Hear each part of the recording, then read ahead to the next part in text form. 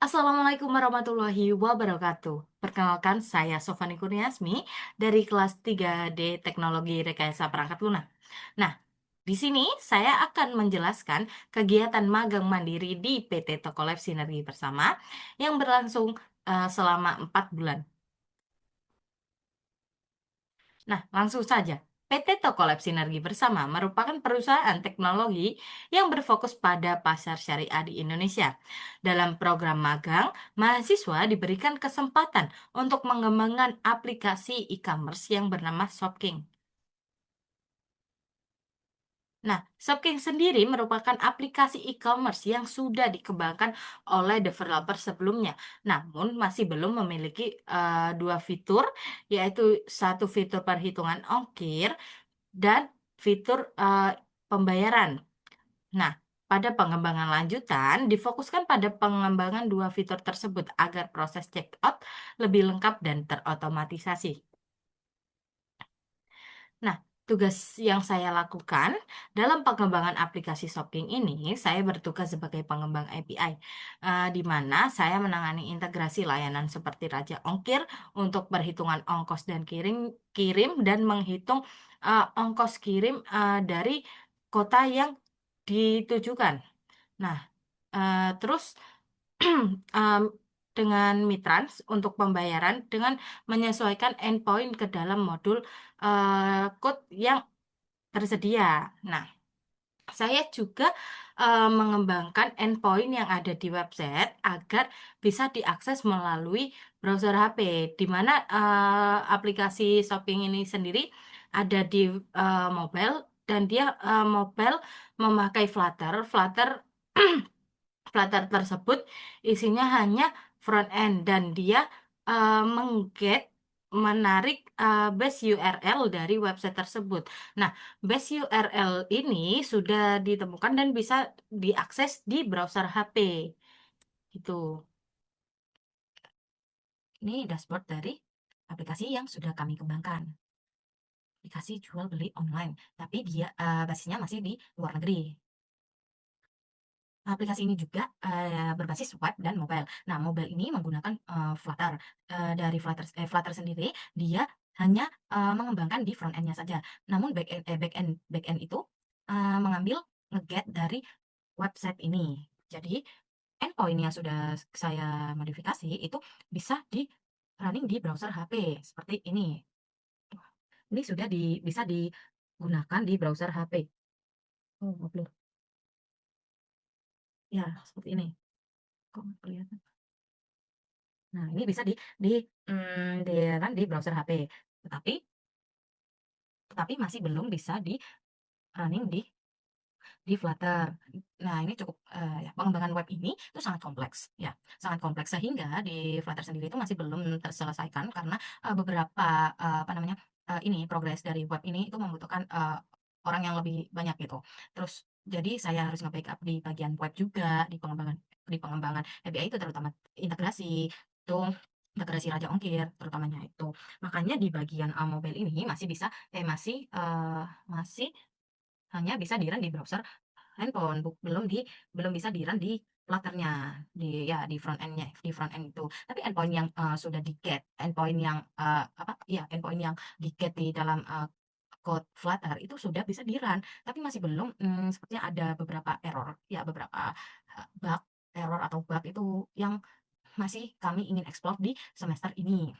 Ya semester 7 ini, pengembangan lanjut. Ini dashboard dari Shopee, terus di bagian ini, proses to check out.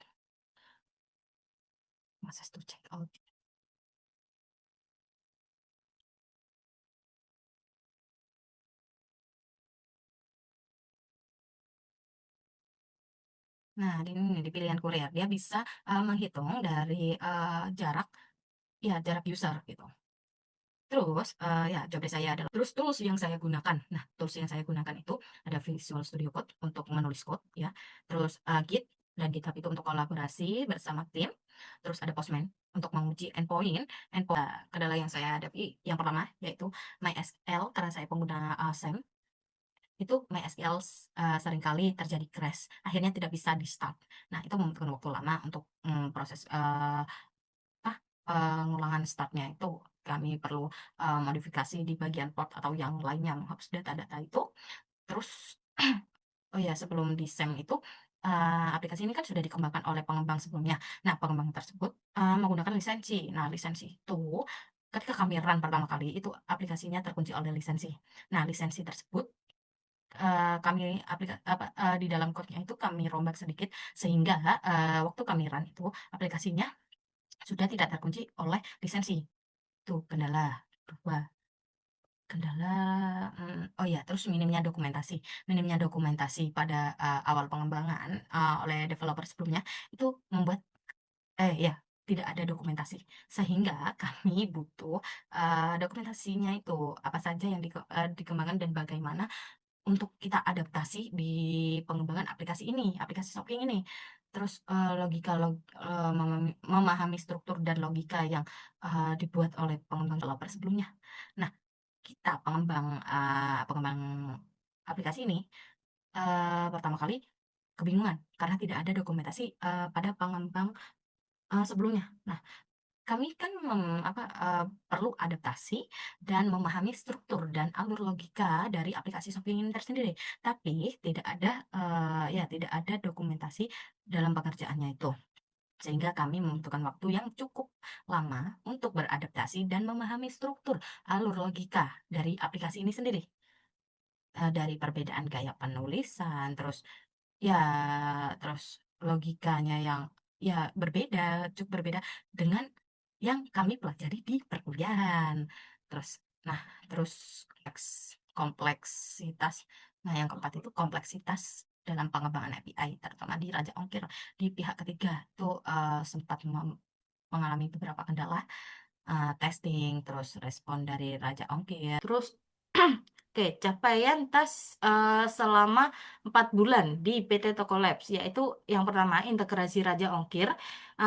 Integrasi Raja Ongkir ini bisa digunakan sampai bisa menentukan jarak dan ongkos kirim yang sesuai jarak dengan pengguna. Nah, lalu integrasi Mitrans, layanan ekspedisi, di mana layanan ekspedisi ini di website admin itu layanan ekspedisi bisa di on off sesuai keinginan admin dan em, menampilkan beberapa layanan ekspedisi mulai dari yang reguler ataupun yang lainnya itu macam-macam layanan ekspedisi sudah.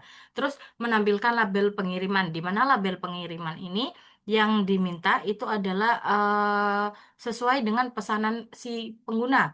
Nah, label pengiriman ini kami buat berdasarkan